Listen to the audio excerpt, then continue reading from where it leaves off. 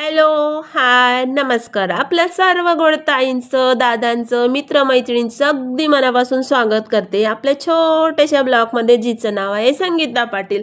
श्री स्वामी समर्थ सगळ्यांना. तर बऱ्याच जणांना असा प्रश्न पडतो की गणपती बरोबर ज्या मूर्ती बसवतात त्या गौरी आणि गणपतीचं नेमकं नातं काय असतं बरं. तर बऱ्याच जणांना बऱ्याच भागांमध्ये गौरी ही गणपतीची बहीण आहे असं म्हणतात, तर बऱ्याच ठिकाणी गौरी ही गणपतीची आई आहे असंही म्हणतात. पण यामागे नक्की रहस्य काय, सत्य काय, हे सांगण्यासाठी मी हा व्हिडिओ शेअर केला आहे. तर वास्तविक गणपतीला गौरीनंदन असे म्हटले जाते. गौरीनंदन म्हणजे पुत्र गौरीसूत ही म्हटलं जातं. याचाच अर्थ असा आहे की गणपती हा गौरीपुत्र आहे, म्हणजे गौरी ही गणपतीची आई आहे. अर्थात पार्वतीचं दुसरं नाव गौरी आहे. हिंदू देवताशास्त्रात तसंच समाज जीवनामध्ये गौरी ही शिवाची शक्ती आहे आणि गणपती बाप्पांची आईचं रूप मानलं गेलं आहे.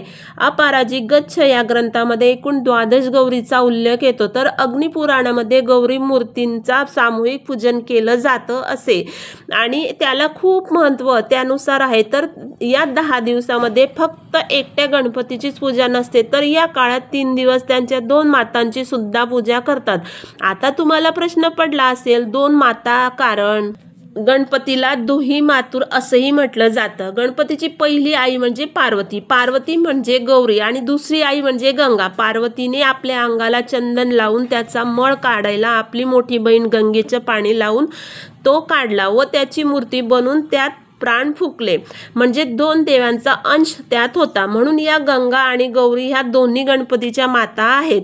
महालक्ष्मीच्या सणाच्या वेळेस या दोन्ही मातांना आपण ज्येष्ठ गौरी म्हणजेच गंगा आणि कनिष्ठ गौरी म्हणजेच पार्वती म्हणून आवाहन करून त्यांची स्थापना करतो. सोबत जे बाळ कनिष्ठेचे समोर असते ना, ते म्हणजे विनायक गणपती नाही, तो विनायक. कारण जेव्हा पार्वतीने मूर्तीमध्ये प्राण फुकले तेव्हा ते बाळ होतं, पण गणपती तेव्हा झाला, हत्तीचं मुख लावलं तेव्हा नंतर झाला, पण या बाळाला विनायक म्हटलं गेलं. विनायक म्हणजे विना नायकाचं मूल, म्हणजेच तो पतीशिवाय जन्माला आलेला, म्हणून त्याचं नाव विनायक. गणपती हा नंतर म्हणजे हत्तीचं शिर बसवल्यानंतर, अर्थात त्याच्या गजानन रूपास गणांचा आदिपात केला, नंतर मग त्याला गणपती असा दर्जा मिळाला. मग आता अजून असा एक प्रश्न पडतो की जर गंगा आणि गौरी ह्या आहेत, तर मग यांना महालक्ष्म्या बसवल्या असं का म्हणतात.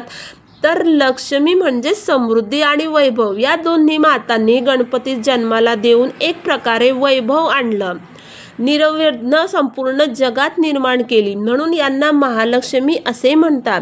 भाद्रपद महिन्यात येणाऱ्या गौरीचं पूजन करून अखंड सौभाग्य प्राप्तीसाठी स्त्रिया हे व्रत करतात.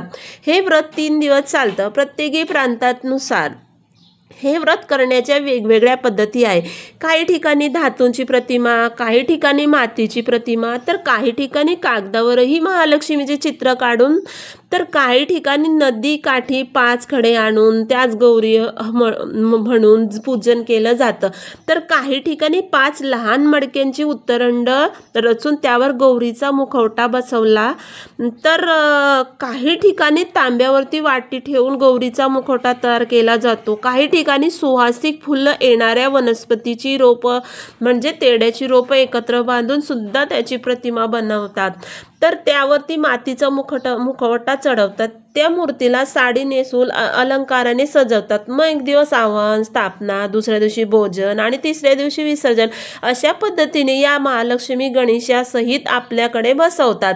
तर मैत्रिणींनो, कसा वाटला माझा व्हिडिओ. आवडला असेल तर नक्की लाईक, कॉमेंट्स आणि शेअर करा, आणि हो, सबस्क्राईब करायला विसरू नका. तर चला तर मैत्रिणींनो, भेटूया आपण पुढच्या व्हिडिओमध्ये.